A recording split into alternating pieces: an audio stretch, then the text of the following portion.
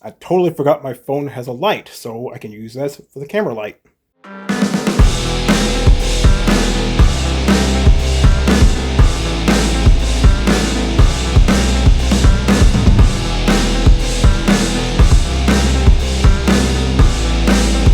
Let's get it. Yeah. Greetings, comrades. This is Vive and Caleb back with another game haul video. This is a retro game haul video because if you saw my video from yesterday, I got the Retron 5, which is an emulation console of sorts. It lets you play NES, Super NES, Genesis games, and Game Boy games and stuff like that. One thing I forgot to mention in that video is that it's not like their previous consoles where it's like hardware based, where you plug in the console and it works from the console.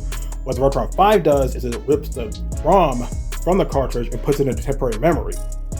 Hence why there's a lot more accuracies with gameplay and sound and stuff, because it's using the ROM, not the actual stuff on the cartridge itself. It's not running from the cartridge, using the ROM from it. So that's why it's super accurate when it comes to like sound and graphics and stuff. You've seen Rock Solid Productions. He's covered quite a few retro consoles, or clone consoles, I should say. You know, they have like a reverse duty cycles where the sound's off, like high pitched or not the correct notes or anything like that. Whereas the Retron 5, it's pretty much spot on. As spot on as you can get anyway. And that little tangent, you'll know the only NES game I got was Super Mario Bros. And Duck Hunt, that hybrid cartridge that I got from that mystery box. Which, by the way, I might get a few more mystery boxes from eBay in the future, so don't tell them what you're gonna get. You know, I'll keep the games I want and I'll try out the ones I don't in one of the retro stores.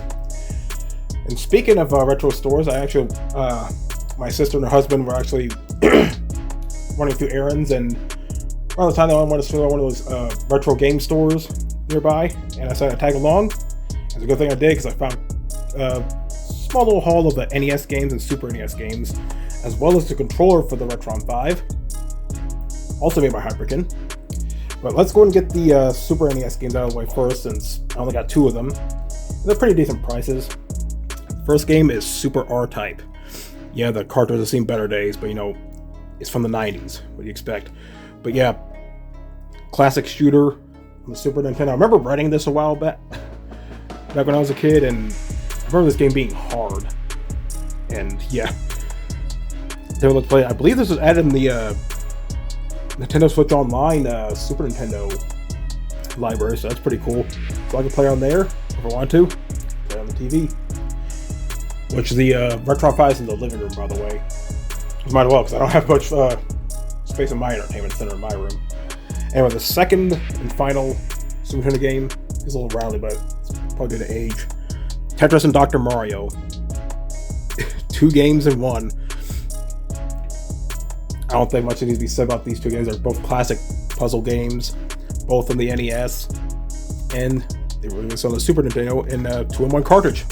So look forward to trying that out for the first time in like 30 years. Now we'll get to the NES games. I got 4 of them. First one, I remember playing this on Animal Crossing. Pinball. Yeah, because I love pinball. It's been a while since I played. I do have Pinball X3 on Steam and Xbox. And I remember playing pinball on Animal Crossing. Remember Animal Crossing? You could play like original NES games. Pinball was one of them. I remember having a lot of fun with that game. Look at game, $7, not too bad of a price. Next game is a game I've never played before, but it is a shooter, and I do like shoot-em-ups. This is Star Soldier. Now, I don't know too much about this game. Like I said, I never played it before, but I'm familiar with the Star Soldier series of shooters on the TurboGrafx 16.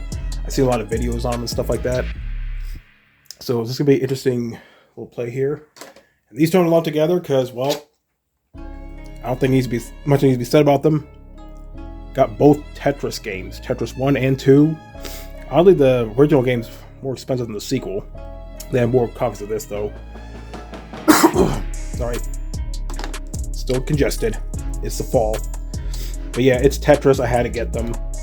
And I was hoping to find the Tengen version of Tetris, which came before the official Nintendo version, which I heard that one's more sought after. So imagine if I do find it, fetch a pretty penny, but it's Tetris. You're not gonna go wrong with these. If you like puzzle games, you gotta have them.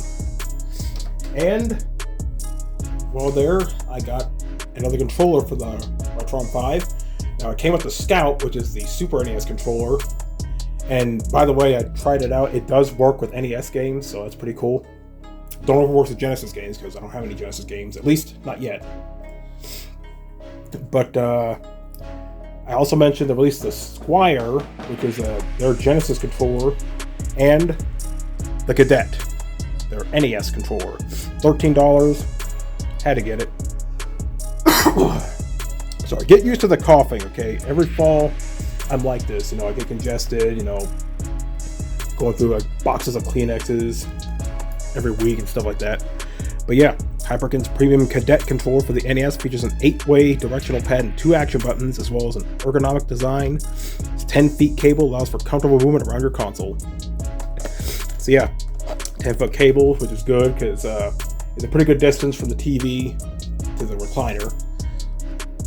That's good. I know they released Retron 1 AV, which also included a Cadet controller.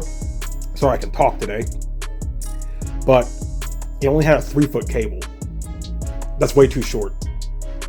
Granted, the AV is meant for TVs with AV output, which none of my TVs have, so yeah.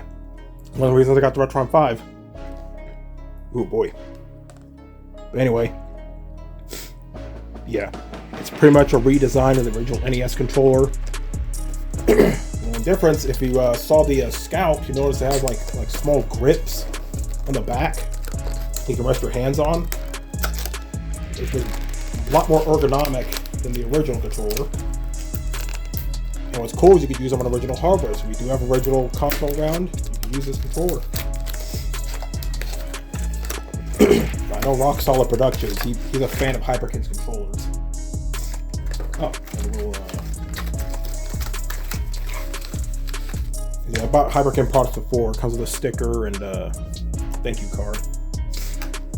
Yeah, I forgot to show up the Retron 5. It also has that stuff, as well as that large instruction manual, which I need to mention this right now. If you get the Retron 5, in order to update the firmware, you need an SD card, not a micro SD card, a standard SD card. I found it out yesterday. I tried to update the firmware through it, but it wouldn't recognize the micro SD card with the adapter you put into an SD slot. Wouldn't work, so I ordered a regular SD card. Should come tomorrow. Hopefully I'll be able to update the firmware by then.